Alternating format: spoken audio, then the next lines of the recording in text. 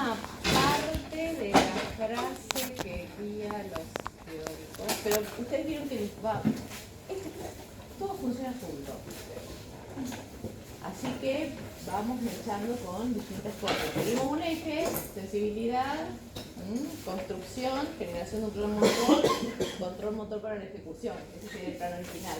Pasa que cuando llega a la corteza cerebral, el sistema límbico, pasan miles de cosas al mismo tiempo. Hoy vamos a ver algunas de esas cosas que van pasando cuando se están generando los posibles planes de acción para la toma de decisión. Por eso hablamos de planeamiento de la conducta y comenzamos a hablar de control motor, ¿sí? Entonces, por eso decimos que vamos a empezar a ver esto. Cómo usar la información que se procesó, que se recibió, se procesó, se integró al aprendizaje, a la memoria, para guiar conductas en el entorno. Vamos a tratar de ver eso. Y se acuerdan que hemos llegado a la función del lóbulo frontal. Que habíamos dicho que es el asiento del pensamiento abstracto, introspección, imaginación, creatividad, empatía, identidad. No vamos a ver nada de todo eso. Entonces eso lo dejamos al psicólogo. ¿Sí? Entonces solo vamos a ver cómo en este lóbulo frontal se construyen posibles planes de acción para obtener metas. ¿Sí? O sea, generar conductas. Pero si ya saben que en ese lóbulo frontal se construyen todas estas cuestiones. Entonces lo que vamos a ver es esto. Cómo se integra la información del medio externo e interno para mediatizar la acción. O sea, que basado en las motivaciones, en los intereses de cada individuo, se van a proponer y obtener metas, que serían conductas para llegar a algo. Obviamente que se van a generar distintas opciones de conducta para cada objetivo. Y a su vez se van a ponderar las consecuencias de cada una de esas opciones de conducta. Y se van a planificar cómo se va a llevar a cabo algunos de esos planes preseleccionados y después tenemos que pasar a seleccionar el plan más adecuado para volver a M1 y mandar a la ejecución. Fíjense, son varios procesos. Entonces vamos a tratar de comenzar por este. Y vamos a empezar a hablar un poquito más del lóbulo frontal. Ustedes ya lo estudiaron en anatomía. ¿Sí? ¿Qué parte del lóbulo frontal estudiaron? El lóbulo anatomía. ¿Cuáles reconocen como importantes en el lóbulo frontal? ¿Cuáles? 4, las más importantes.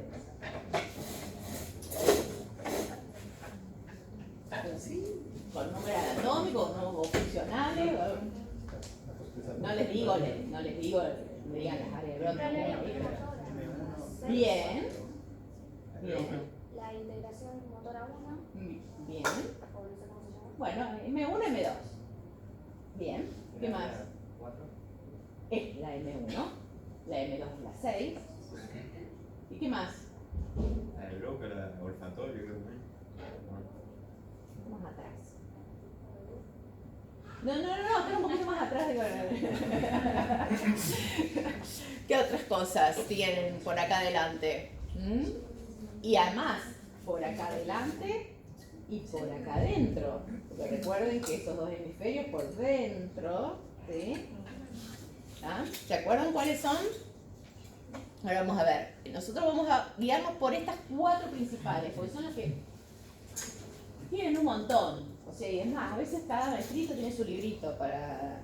Pero vamos a pensarlo funcionalmente. Entonces, ¿qué tenían? Acá están las dos que identificaron fácil ustedes, motora y premotora, que son las que vamos a ver cuando empecemos a hablar de ejecución, ¿sí? Y que tenemos prefrontal, que es esta celeste, que es la que vamos a ver más ahora, y límbica. Fíjense que es esta, ¿ven? La límbica. Así como 4 divisiones más importantes, para tener en cuenta. La cuestión es que dentro de esa prefrontal tenemos otras subdivisiones que son importantes para tener en cuenta cómo se integra la información. Entonces, fíjense, cuando hablamos de la prefrontal, ahí tienen todos los numeritos de las áreas de Brodmann. Ya no son importantes, ¿no? Porque ahí ya hay un montón, ¿sí? Las 4 y 6, cuando hablamos de lóbulo frontal, pues sabemos que es M1, M2, que ya lo vamos a ver. Lo que sí, fíjense que ¿qué tenemos? Tenemos acá, en esta parte celeste, que esta prefrontal, hay 3 partes que son funcionalmente importantes porque integran información proveniente de distintos lugares, ¿sí? Si bien hay muchísimas interconexiones entre ellos, se podrían dividir, fíjense, en dorso lateral, ventrolateral y órbito frontal, ¿sí? Como tres grandes subdivisiones.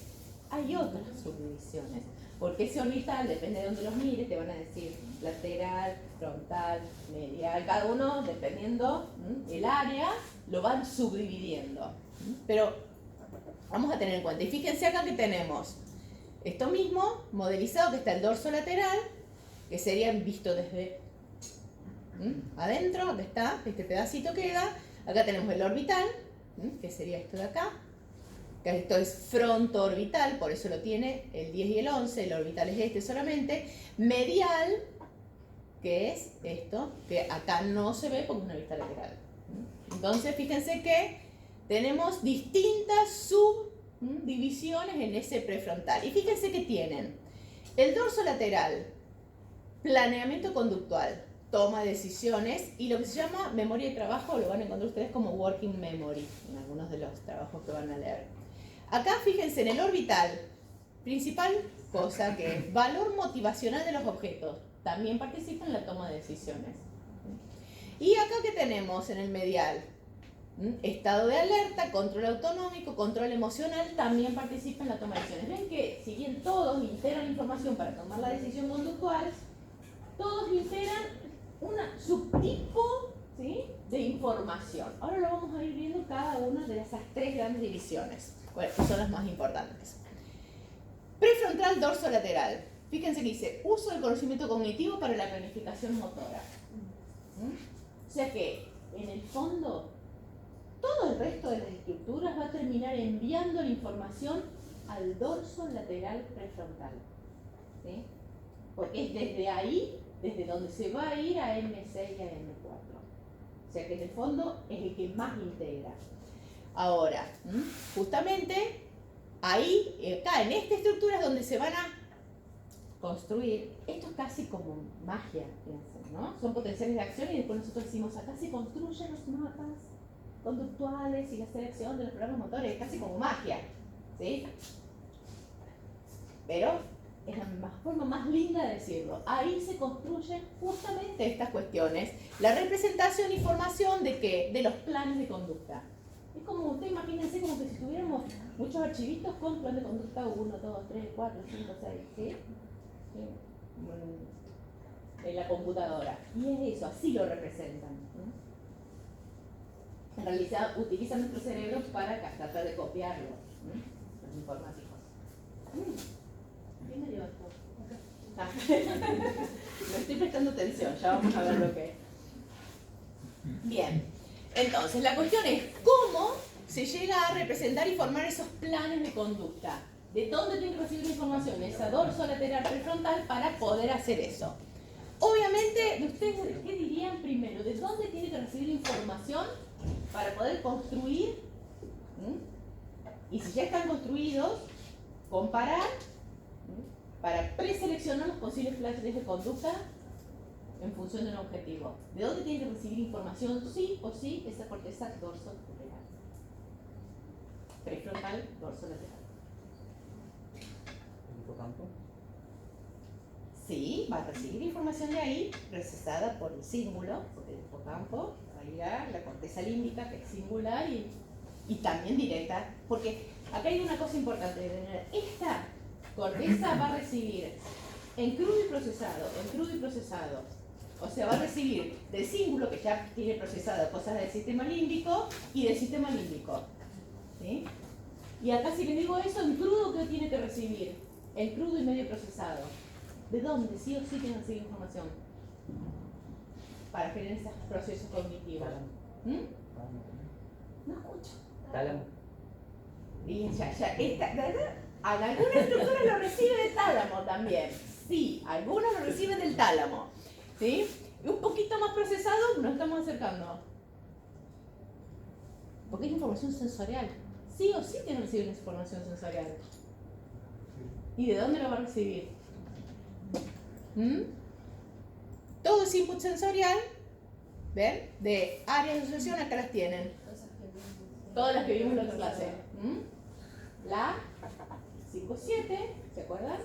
parietal posterior y la parietotemporo-occipital, que era la más multimodal. De las dos, va la información a la dorsolateral, ¿sí? Porque ahí va a estar haciendo ¿qué? Codificar la información del ambiente interno y externo, porque tiene información propioceptiva, ¿sí? Información de todos los estereoceptores, y obviamente, nuevamente, siempre tengan en cuenta que la información va en circuitos segregados, ¿sí? La información va ordenada, nuevamente. Cuando vean la palabra segregado, quiere decir que va ordenada por tipo de información y por lugar de donde proviene la información. Por eso hablamos de un mapeado topológico, o sea, se sigue manteniendo ese homúnculo, sigue sabiendo el córtex de dónde proviene la información y qué tipo de información, más allá de que haya sido procesada. Obviamente que también el input emocional, o sea, el input sensorial directamente de la parietotemporo-occipital y de la parietal posterior. Y después el emocional, que obviamente tiene que venir del sistema límbico, y el motivacional. ¿Se acuerdan que habíamos hablado un poquito de motivación? No lo vamos a terminar de leer hoy, pero nuevamente aparece la palabra motivación, que no es lo mismo que emoción, que ya lo diferenciamos. Emoción lo relacionamos directamente con el sistema límbico. Motivación, un poquito con el límbico y mucho con sistema dopaminérgico difuso. Ustedes ya algo lo vieron en los trabajos prácticos. Entonces, va a recibir información tanto de lo motivacional como de lo emocional. Y fíjense que esa información está preprocesada ¿dónde? En la ventromedial y en la órbita frontal, que fíjense las flechas a dónde converge esa información. A la dorsomedial. O sea que por eso decía, al final el último procesamiento lo va a dar la dorsomedial y dorsolateral. Fíjense entonces de dónde van a recibir información, de prácticamente todas las estructuras subcorticales, fíjense, amígdala, hasta el tálamo, hasta del tronco recibe información, y también de las sensoriales, nuevamente, para mediatizar lo que llamamos tono emocional y afectivo, el impulso y la motivación, las dos cosas, emocional y motivación. ¿Se integran en dónde? Ventromedial y orbitofrontal. Ahora, ¿qué tenemos que ver también? La relación, dijimos, costo-beneficio. Entre esos distintos planes de conducta, se hace una evaluación del costo-beneficio de cada uno de sus posibles planes de conducta. Y eso lo hace principalmente ventromedial, orbitofrontal también, y obviamente, ¿quién participa? Aportando en la memoria los resultados de esos planes ejecutados previamente, la corteza singular a través del sistema límbico. Y todo eso va, dijimos, a la dorsolateral. Entonces, cada una, vamos a ver qué hace ahora cada una de esas. Órbita frontal, ubicación, la tenemos acá. Fíjense que dice, planificación conductual asociada a emociones, recompensa e inhibición de la interferencia. Si dice emociones, le va a estar diciendo que alguna referencia de límbico tiene que recibir. Si dice recompensa, tiene que algo con la motivación, porque básicamente es lo que estudiamos la otra vez con los aprendizajes que son mediados por recompensas, positivas o negativas las recompensas. ¿Se acuerdan? Que en el fondo es todo eso que vimos como aprendizaje, Skinner, reforzamiento positivo y negativo, es esto en el fondo. Acá se termina de procesar eso, ¿sí? El reforzamiento, en realidad lo que estás haciendo es que esos circuitos motivacionales sean, digamos, estimulados o sean inhibidos. ¿Y dónde se integra esa información? En el órbito frontal. Entonces, ¿y qué es inhibición de interferencia? Ahora lo vamos a ver. Entonces, interviene marcando relevancia emocional, porque siempre tenemos muchos posibles planes ante una misma situación, y dice que protege contra la interferencia de ¿qué? De otros estímulos, mientras estamos tomando la decisión de qué plan motor seleccionar. Entonces, ¿a qué llamamos interferencia? Estímulos sensoriales o motivaciones internas que aparecen en el contexto de estructuración de la conducta, que en caso de no ser suprimidos pueden alejar la conducta de su objetivo. ¿A qué le suena eso? Eso me parece como el periodo refractario. ¿Cómo? Me suena eso. Yo lo estoy asociando al periodo refractario, el relativo y el absoluto. No, pero esto no puede ser la acción. Claro, no, pero lo asocio con eso, es como que bloquean y lo protegen de las interferencias. Ah, bien, como si le permitiera un periodo refractario absoluto a ese circuito que se está activando para que otros objetos que aparecen en el campo visual o en el auditivo no interfieran, ¿sí? Por eso, ¿vos dijiste qué palabra? Distracción. Elimina las posibles distracciones. O sea que cuando ese circuito no está funcionando, ¿qué problema tenemos? No, atención. Déficit de atención. Problemas de atención, de concentración, de atención, ¿sí? O sea que es un circuito importante, porque nos enfoca, nos ayuda a enfocarnos justamente porque participa de esta inhibición de la interferencia. ¿Y de dónde recibe información para poder hacer todo eso? Del tálamo, ¿de dónde? Del medio dorsal, del núcleo accumbens, sistema dopaminérgico difuso, ATB, sistema dopaminérgico difuso, perdón, ATB, amígdala, cíngulo, hipocampo y córtex sensorial. O sea que para hacer todo eso, nuevamente recibe toda esa información, la reprocesa, la va a terminar mandando al otro, a la otra área del lóbulo prefrontal. Ventromedial. Fíjense, ¿se acuerdan dónde estaba ubicada? Un poquito hacia adentro. Y principalmente, y esto lo que les pongo en rojo es porque como que seccionar lo principal que hace, ¿sí? Procesamiento del riesgo. La principal función es procesar el riesgo de esos planes de conducta. Monitorea estado fisiológico, permite ajustar los planes de conducta y sobre todo la relación costo-beneficio. Por eso hablamos de procesamiento del riesgo, asociada a cada una de las opciones.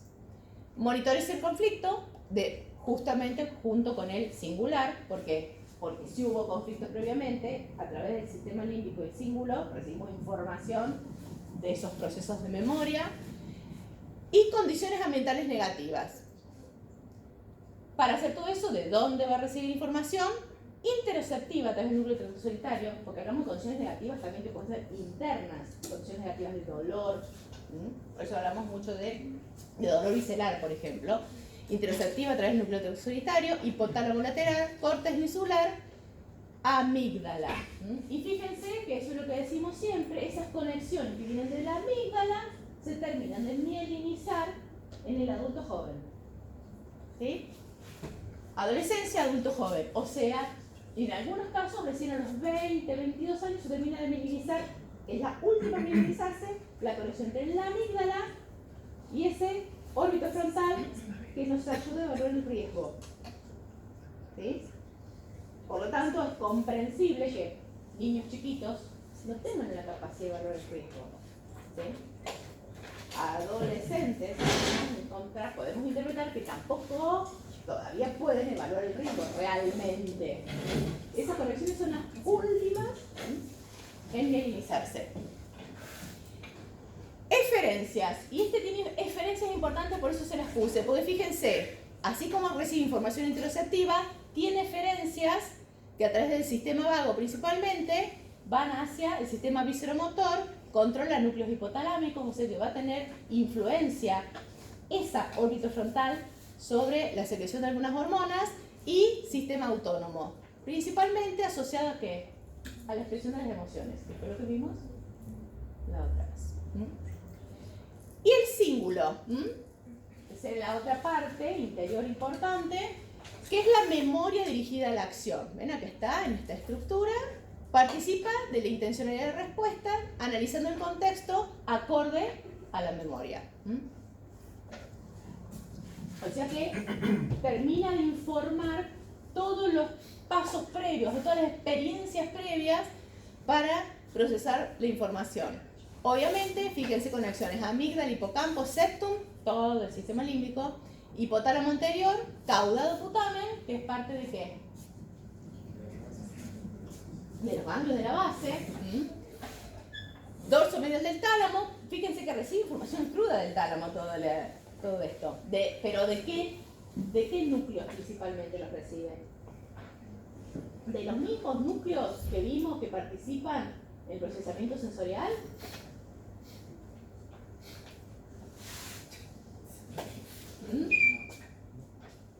En algunos casos sí, la órbita frontal a veces lo recibe casi crudo, porque es más, el olfativo y el del gusto prácticamente llegan a órbita frontal antes de pasar por cualquier otro lado, pero lo recibe principalmente de los ¿Se acuerdan que había núcleos distintos en el tálamo? De anatomía, ya. ¿Se acuerdan? Los que eran de proyección específicas sensoriales, motores y de asociación. Y después tenían los inespecíficos. O sea que principalmente si hablamos de cortezas de asociación como estas, lo recibe ¿de dónde? De los núcleos talámicos relacionados con la asociación. ¿Sí? Y responde principalmente, fíjense, procesando la información, detectando estados que señalizan necesidad de intensificar o redirigir la atención o el control. O sea que acá volvemos a algo que habíamos visto. Hay dos formas de filtrar cosas que nos ayudan a mantener el control y a enfocarnos. ¿Se acuerdan que lo habíamos visto? En el primero, donde eliminaba estímulos posibles, que era la inhibición, y en este caso ayuda a redirigir la atención más específicamente, a partir de las experiencias anteriores. Por eso hablamos del estímulo. Nuevamente volvemos a hablar de que es necesario el proceso de atención para poder realizar todo este procesamiento. ¿Y qué es la atención? Constantemente estamos hablando, prestame atención, no me prestas atención. Bueno, sí, te doy atención. No, chicos, presten atención. Hablamos de atención constantemente. O sea que tenemos que poder decir que interpretamos por un proceso de atención. Primero, vamos a subcortical o cortical. Es un proceso cognitivo, pero requiere estructuras subcorticales. Y ustedes ya saben qué estructuras subcorticales requieren para que estos procesos de atención se den. Ya los vieron. ¿Vieron? Es más, ya tuvieron el parcialito. ¿Qué estructuras necesitarán? Que estén activas para poder mantener el estado de atención. Sistemas que tienen que ver con la vigilia, principalmente cuáles.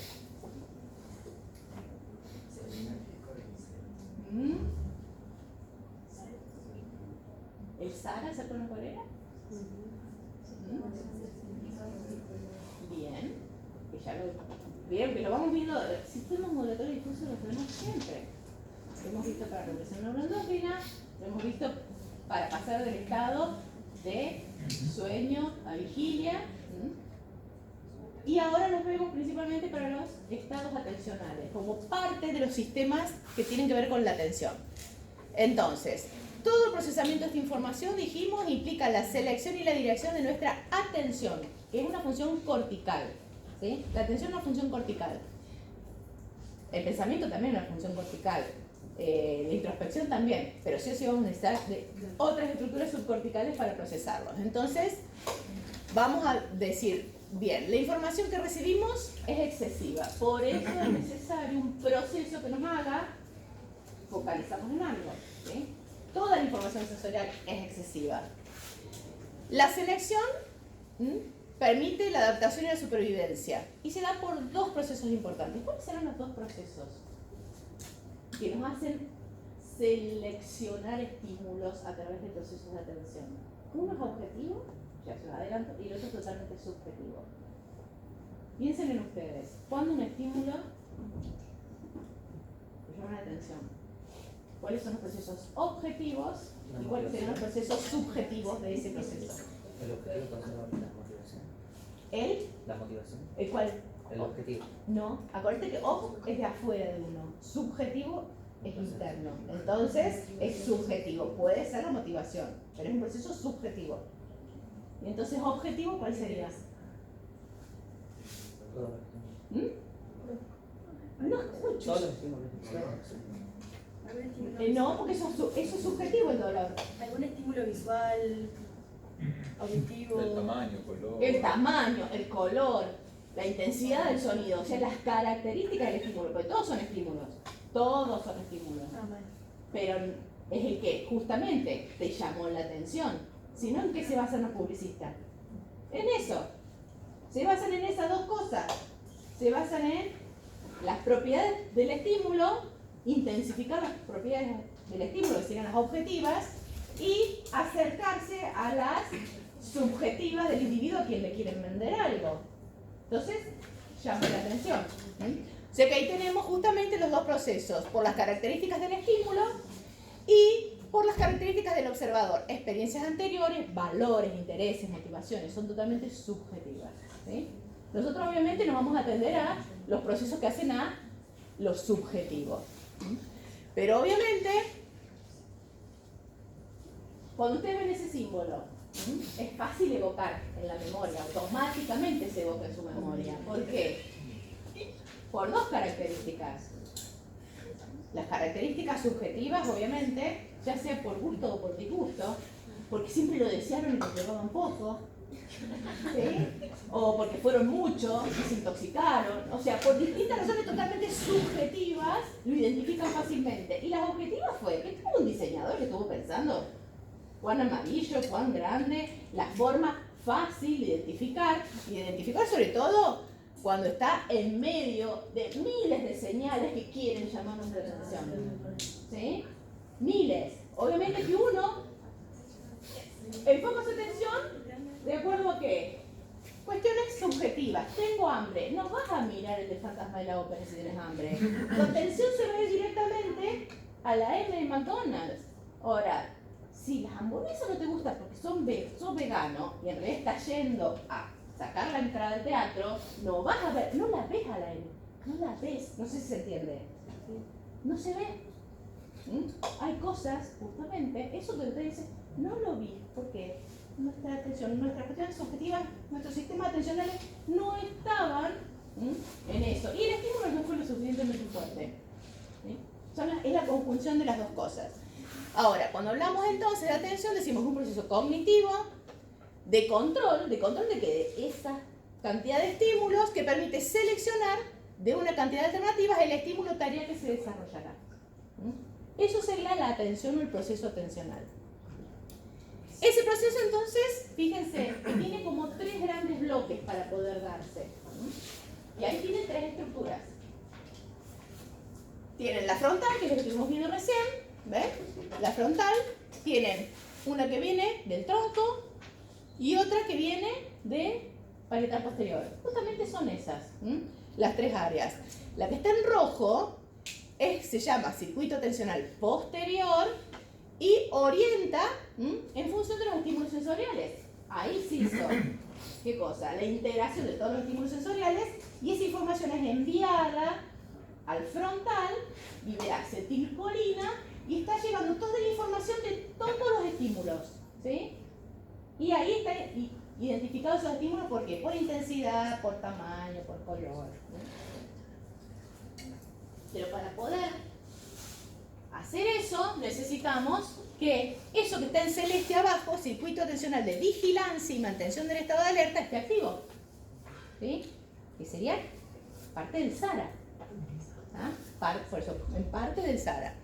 Y el verde, que es el de delante, es el anterior, y que detección de sucesos relacionados con una opción, con la opción que queremos para elegir. O sea, ahí procesamos, fíjense que las dos flechas, la sensorial y la que viene del tronco, que no es totalmente el tronco, ahora vamos a ver que hay otra parte, van las dos para que se puedan efectivizar los procesos atencionales del lóbulo frontal.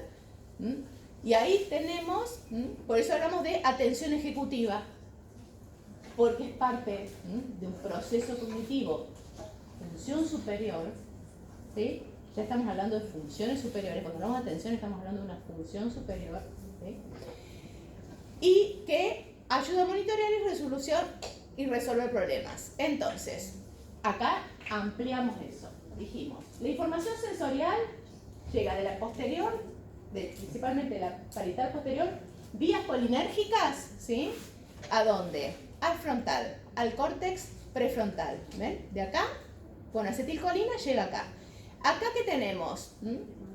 Liberación de glutamato principalmente, que se integran en la corteza. Pero dijimos que tanto las dos, la posterior como la frontal, requiere de mantener el estado de vigilancia y de alerta para procesar la información. Y fíjense que acá tenemos dos vías neuronales.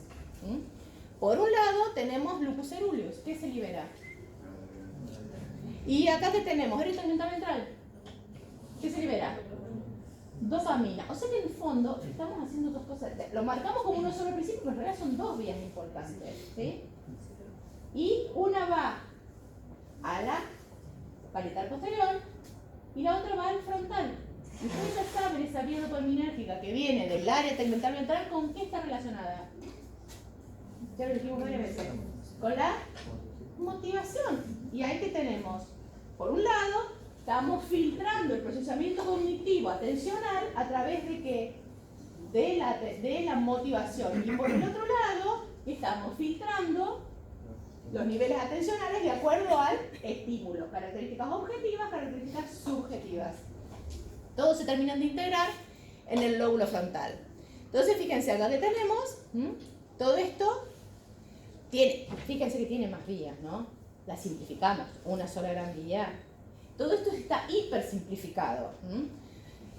Y acá que tenemos, área tegmental ventral, libera dopamina, que hace controlar el acceso de los estímulos a corteza y noradrenalina, mejora la relación señal-ruido. Señal-ruido que sería esto de filtrar por la importancia objetiva del estímulo. Entonces acá tenemos mantener el estado de alerta, por otro lado, la motivación. La integración entonces perceptual, pues todo esto hace que terminemos de construir en esa área del lóbulo frontal, prefrontal, la percepción para tomar decisiones motoras. ¿Qué dijimos? Aspectos atencionales. Es monitoreada, termina de dirigir la atención para poder seleccionar lo que vamos a hacer. Por eso hablamos de una atención selectiva. Esa atención selectiva entonces enfoca todos los estímulos e ignora al resto. Fíjense que entonces son varios circuitos neuronales que nos ayudan a hacer eso en donde, en el lóbulo prefrontal. Y ese es el típico ejemplo. Y es más, después yo hace años como si fuera puede ir propaganda. ¿No? ¿Ahí qué dirían? ¿Qué está pasando?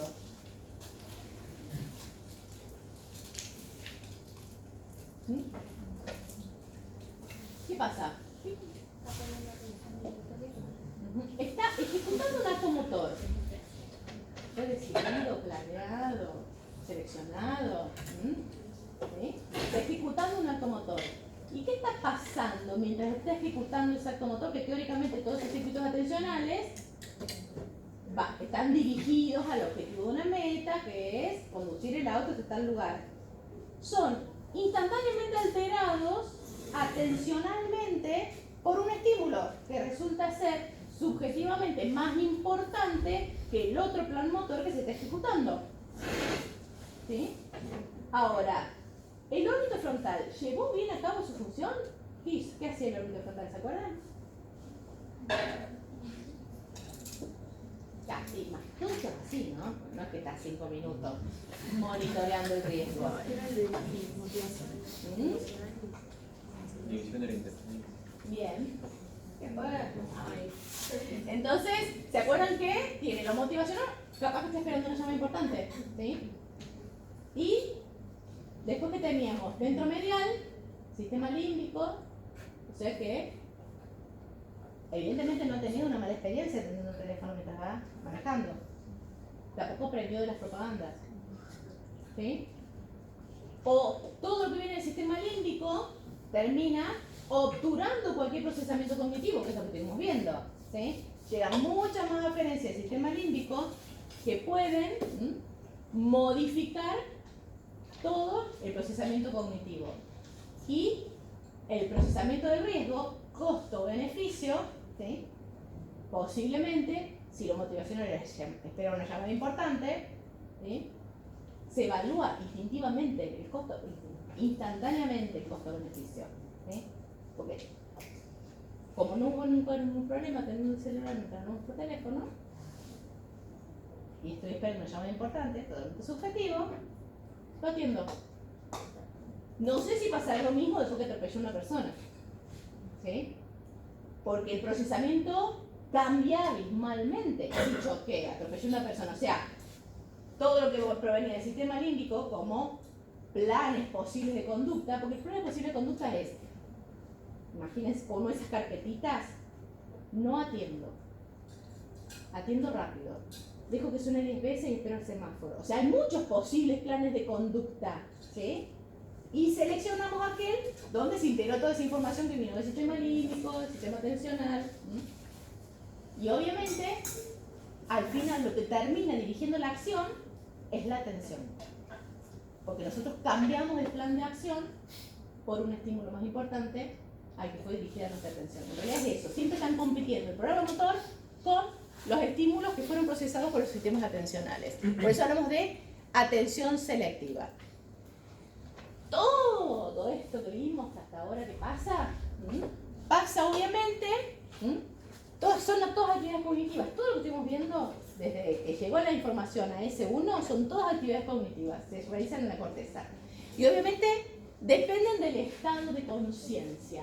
El cómo se realicen, el cómo se efectivicen, dependen del estado de conciencia. ¿Y se acuerdan que habíamos hablado un poquito de estados de conciencia? ¿Sí? Cuando hablamos de vigilia-sueño, ¿sí? Estado pasaje de vigilia-sueño y sueño-vigilia, pero ahora lo vamos a definir bien. Fíjense que, vamos a volver. ¿Se acuerdan que habíamos hablado, cuando hablamos de vigilia-sueño, hablábamos de que teníamos dos partes importantes en la conciencia, la reactividad de conciencia y los contenidos de conciencia, ¿se acuerdan? Hace 2 clases atrás. Reactividad de conciencia, que era lo que nos permitía pasar del estado de vigilia-sueño o de sueño-vigilia. Esa es reactividad del tronco. Expresión de los contenidos de la conciencia eran totalmente corticales que requerían la activación, la reactividad de conciencia para poder ser expresados. ¿Sí? Por lo tanto, necesitamos estar en estado de vigilia para poder expresar los contenidos de la conciencia, ¿sí? Que son netamente corticales. Por eso, cuando hablamos de contenido de conciencia, es la integración de todos los impulsos sensoriales para comprenderse a uno mismo y al ambiente. Todo eso es contenido de la conciencia. Para poder expresar, necesitamos reactividad de esa conciencia. Entonces, la conciencia depende justamente de la función intacta de qué circuitos. Tronco, tálamo cortical, ¿sí? Mantener el sistema de vigilia, estado de alerta, tálamo cortical, porque ya vimos cuál era la función importante del núcleo reticular talámico. ¿Se acuerdan que lo vimos? Por eso yo les dije, creo que les iba dejando links, les decía, esto es importante más. ¿Se acuerdan del núcleo reticular talámico cuando vimos el tálamo? Toda la información sensorial que sube, el núcleo que lo rodea. ¿Se acuerdan que hablábamos de un circuito chiquito que había ahí? Que era inhibitorio. Que podía regular el flujo de información porque recibía una colateral de la información que subía del tálamo a la corteza, que lo activaba, y a su vez recibió información de la que va de la corteza al tálamo, que lo activaba. Y en realidad eso era una neurona inhibitoria que iba a los mismos circuitos del tálamo. Por lo tanto, se aumentaba mucho el flujo de información hacia la corteza, desde el tálamo, se inhibía esa cantidad de flujo de información. Entonces, por eso hablamos que es importante el circuito entre el tronco, el tálamo y la corteza, y las áreas frontoparietales. O sea, todo lo que pasa del procesamiento de los parieto temporo-occipital hacia la corteza frontal.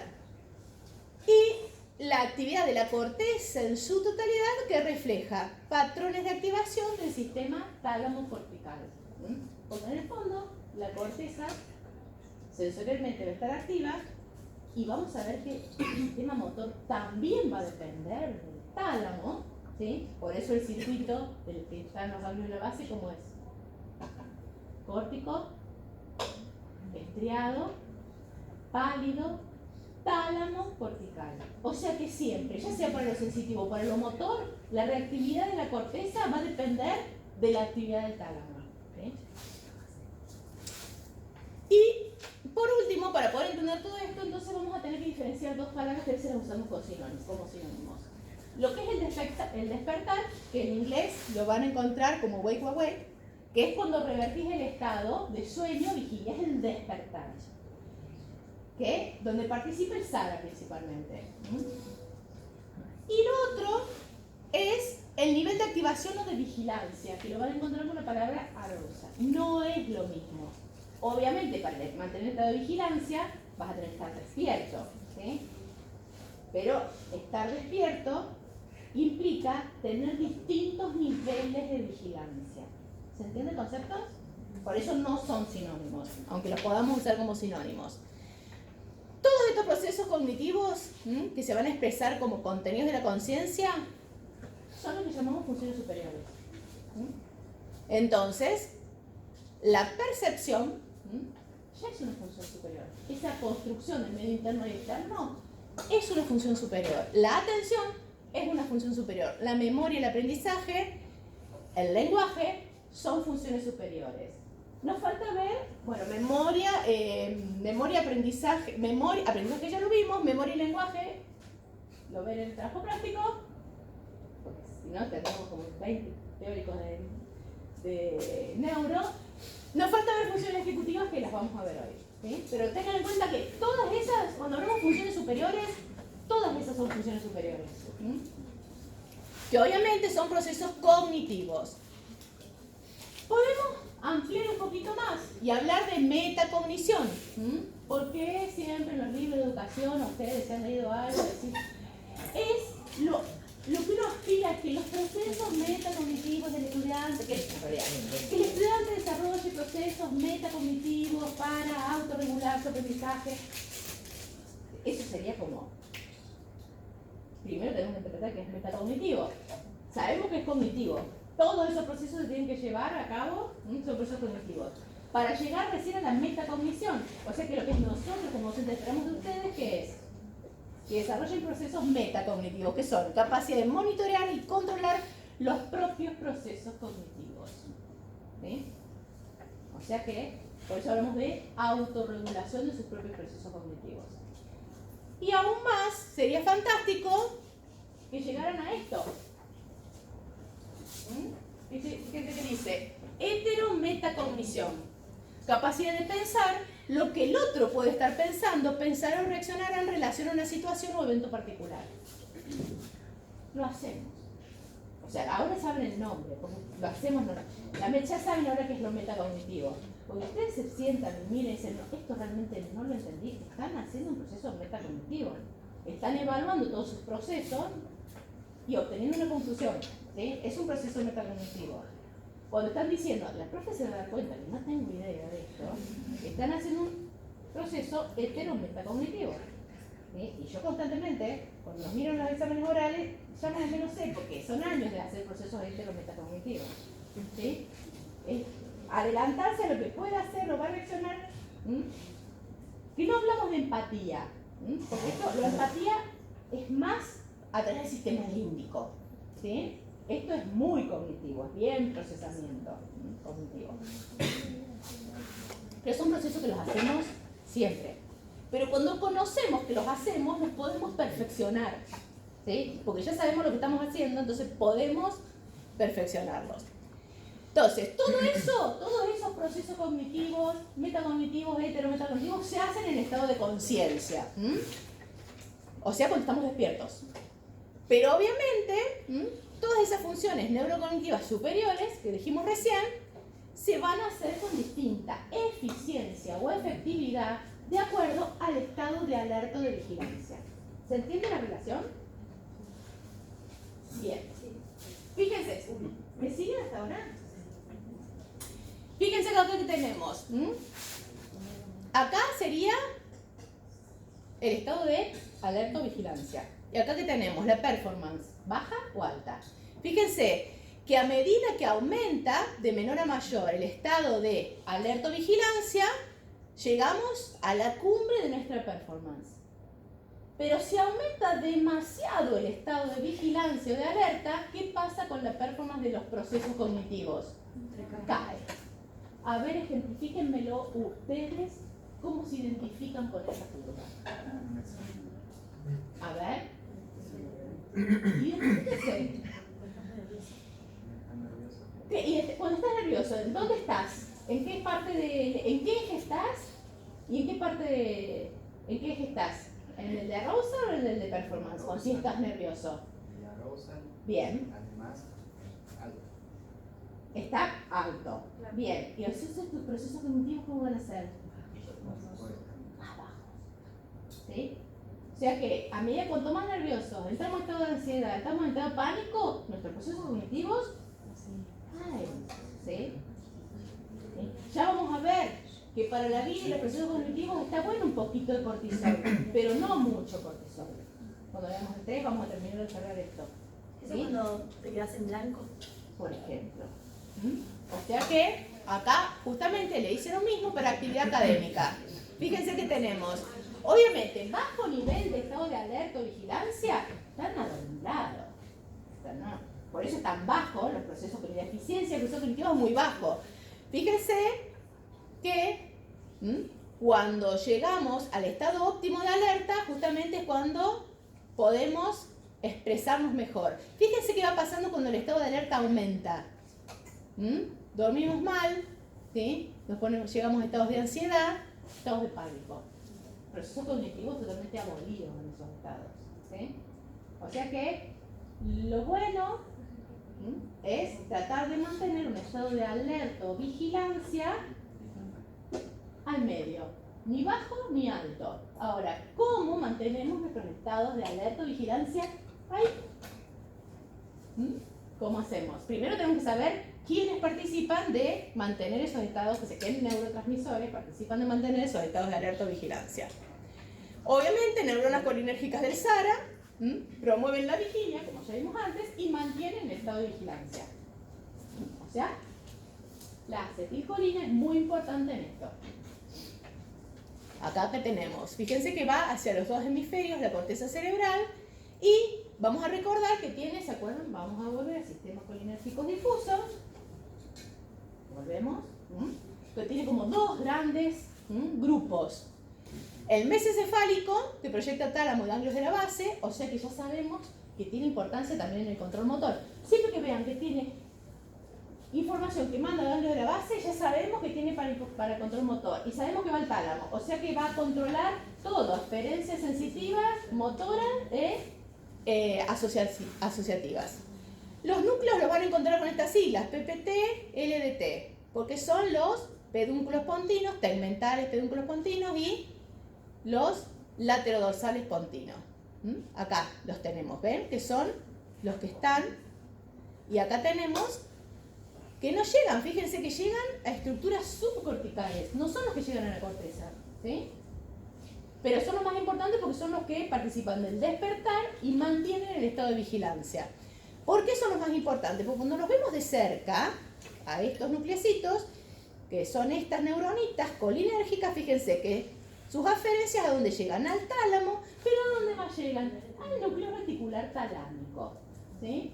Que sabemos que es el que está ahí funcionando de forma importante, regulando la información que llega a la corteza. Pero fíjense que acá que tenemos una neurona que viene lo mismo, sistemas colinérgicos, pero uno va a tener un efecto inhibitorio y otro un efecto excitatorio. Y no estamos liberando dos neurotransmisores distintos. O sea que sabemos que esas estructuras que tienen receptores distintos, ¿sí? Porque tienen dos efectos distintos. Entonces, ¿qué tenemos? Va, por un lado, sensibilizar al tálamo, que es esto, por eso tiene un efecto positivo, actúa sobre los núcleos talámicos a través de receptores nicotínicos. Los hace más sensibles, más excitables. Y fíjense que tiene receptores M2 ¿sobre dónde? Sobre el núcleo reticular talámico.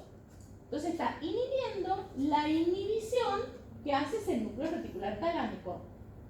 Entonces, por un lado, favorece la llegada al mantener más excitables las neuronas del tálamo y inhibe la inhibición del núcleo reticular talámico. O sea que de esa forma ayuda a mantener e implementar el nivel de alerta. ¿Se entiende? Por otro lado teníamos el otro grupo, ¿sí? Que es más, fíjense que es el magnocelular y proyecta córtex, amígdala y hipocampo. Es el de Meiner o magnocelular. ¿Ven? Este era el grupo que llega a estructuras subcorticales, dijimos principalmente tálamo y ganglio de la base, y este grupo, que es el que se llama magnocelular, llega a la corteza y sistema límbico. ¿Ah? Fíjense que están diferenciados. Pero el de Meiner recibe, ¿qué cosa? La estimulación del pedúnculo continuo. Entonces depende de él como sistema de despertar y vigilancia. O sea que son estimuladas por el pedúnculo continuo, por eso le puse esa flecha, potencian en el córtex la llegada de información, y favorecen los procesos cognitivos de atención y memoria. O sea que fíjense que uno regula en el despertar y el nivel de vigilancia, y a su vez regula a los otros que modifican o facilitan los procesos cognitivos. Por eso todos dependen en el fondo del pedúnculo continuo. ¿Está claro eso? ¿Sí? Bien. Obviamente que ustedes vieron que hay otras vías que son facilitadoras de ese estado de vigilancia, que son las otras que vimos, que eran histamina, dopamina, serotonina y noradrenalina. Pero fíjense que está bien diferenciada. Colinérgica es lo más importante para pasar al estado de vigilia y mantener la alerta. Y el resto, todo puede intervenir de alguna forma en el estado de alerta, pero la base es colinérgica. Bien. Estado de vigilia sueño se corresponden con patrones distinguibles en la corteza cerebral. Y si les digo eso, ustedes ya saben de qué vamos a empezar a hablar. El estado de vigilia sueño se corresponden con patrones distinguibles de ritmos eléctricos cerebrales. ¿Qué sería un ritmo eléctrico cerebral? ¿A qué le suena? ¿Ah? ¿Sí? Bien. Potenciales de acción, corticales, que tienen un ritmo, pero nosotros en realidad lo que hacen es nos representan en qué estado está la corteza, porque eso que pasa en la corteza es el resultado de todo lo que pasó abajo, de cómo están los núcleos pedúnculo continuo, magnocelulares, serotoninérgicos, colinérgicos, ¿sí? Y de todos los procesos cognitivos. La sumatoria de todo eso sería ese ritmo eléctrico cerebral. Genera diferencias de voltaje, porque en realidad son todos potenciales de acción, ¿sí? Que se están generando en cada una de las capas de la corteza. Y lo importante es que pueden ser registradas. ¿Cómo pueden ser registradas? Así como registramos un electrocardiograma, porque el corazón se convierte por toda esa potencial de acción de cada uno de los cardiomiocitos en un gran dipolo, ¿sí? La corteza cerebral pasa exactamente lo mismo. Poniendo electrodos por fuera podemos registrar esa actividad eléctrica. Por lo tanto, hablamos del electroencefalograma como el registro de esa actividad y permite definir, según ese ritmo de ondas cerebrales, el estado de conciencia en que se encuentre durante la vigilia y durante el sueño. Vamos a ver ahora el de vigilia solamente, cómo es el electroencefalograma en vigilia, porque estamos hablando de todos los procesos cognitivos que se dan en vigilia. Entonces, podemos registrar, fíjense, esto que decimos, la sumatoria de todos los potenciales postsinápticos de acción que se dan en todas las neuronas de la corteza cerebral. O sea que ponemos los electrodos para poder registrar esas diferencias de voltaje en microvoltios, no hablamos de milivoltios, hablamos de micro. Las corrientes eléctricas, por eso hablamos que es la misma base del electrocardiograma, se convierten en dipolo, es la sumatoria de todos los potenciales postsinápticos. Y, obviamente, cuando los registramos a lo largo del tiempo, es que podemos observar las ondas. Si las registramos en un instante, solamente registramos una variación de potencial. Pero como se registra a lo largo del tiempo, registramos ondas. Y esas ondas, de acuerdo a su amplitud y su frecuencia, nos están diciendo en qué estado está esa corteza. ¿Sí? En qué estado de vigilia y en qué estado de sueño. Porque en realidad sabemos que en vigilia podemos tener aumentado esa actividad porque está llegando más aferencias talámicas o menos, y en el estado de sueño tenemos dos, que ya los vamos a ver más adelante, pero no les quería complicar tanto. Podemos registrar dos tipos, porque hay dos tipos de sueño. ¿Cuáles son? REM y no REM. Por eso ahora vamos a ver solo los dos estados que podemos identificar en la vigilia. Entonces, poniendo electrodos, poquitos o muchos, de acuerdo a la cantidad de electrodos, es las variaciones ínfimas que vamos a ir viendo. A nosotros nos vamos a identificar los 4 tipos principales de ondas que vamos a poder ver. Alfa, beta, teta y delta. Chicos, esto es lo único que tienen que saber dentro del cerebro. ¿Sí? Que nos ayuden a explicar. Esto, nada más. No se pongan a leer nada más. Salvo que les interese porque quieran ser neurólogos. Pero es eso, una actividad, cómo se puede registrar esa actividad cerebral y qué nos está diciendo sencillamente cada cosa. ¿Sí? Entonces, en estado de vigilia, 2 patrones principales. Ojos cerrados, cuando ustedes hacen el electroencefalograma, en algún momento le decís, por favor, cierre los ojos. Le va a tomar un poquito más de registro, por favor, abra los ojos. Y está haciendo esto. Está viendo cómo cambian las ondas, el patrón de las ondas, con ojos abiertos y con ojos cerrados. ¿Por qué? Porque con los ojos cerrados y estando relajado, expresamos un patrón que se llama alfa. Descargas sincronizadas y de gran amplitud. En el momento que le decimos que abran los ojos, estímulos visuales, ¿sí? Gran cantidad de estímulos visuales. El procesamiento visual implica muchas partes de la corteza, ¿sí? Y aparece, cuando decís que abre los ojos y presta atención a algo, el ritmo beta. Inmediatamente cesó el patrón alfa, que eran ese de descargas neurales de mayor amplitud y sincronizadas, y aparece una descarga, ¿sí?, de desincronización. Más chiquititas y no tienen todas el mismo patrón. Fíjense, esto es con los ojos cerrados. Y en este momento se desincroniza. O sea que aparece el beta. Y entonces ustedes, con todo lo que hemos visto, podrían explicar por qué cambia de un patrón a otro el electroencefalograma, pasando de ojos cerrados a ojos abiertos.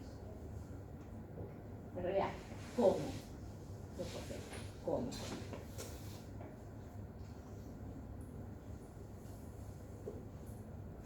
¿Qué estructuras participarán ahí?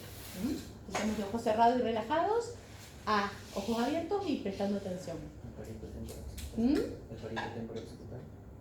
Sí, o sea, ¿qué quiere decir? Que llegó información sensorial, ¿sí? O sea que por eso se desincronizan las ondas, está procesando información. Y obviamente eso lo que está mostrando es que las neuronas colinérgicas sensibilizan ese circuito tálamo cortical porque aumentó el estado de alerta. ¿Se acuerdan que eran las pedúnculo-pontinas que facilitan toda esa llegada? Porque te dicen, abre los ojos, ponte atención, activaste eso. Se sincronizaron las ondas porque está procesando información de corteza. ¿Sí? Esos serían los 2 extremos. Chicos, en el medio, pregúntenle a un técnico en el electroencefalografía. Es solamente para ejemplificar como esto que decimos que el tálamo activa o desactiva, se observa fehacientemente en un electroencefalograma. Bien, entonces, todo eso pasa, dijimos, en el estado de vigilia. En el estado de vigilia tenemos distintos grados de atención o estados de vigilancia que afectan los procesos cognitivos, que ya vimos todas esas funciones superiores, son todos procesos cognitivos, y en realidad solamente nos apuntábamos a cómo seleccionar un plan motor. Volvemos al plan, ¿se entiende? Estamos volviendo a la selección de un plan motor.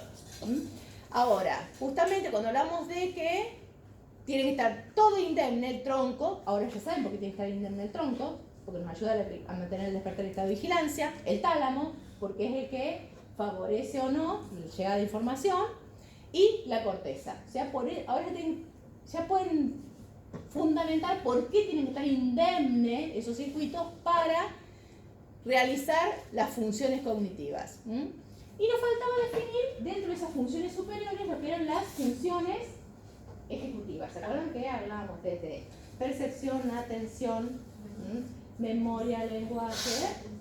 Funciones ejecutivas que nos faltaba definirlas.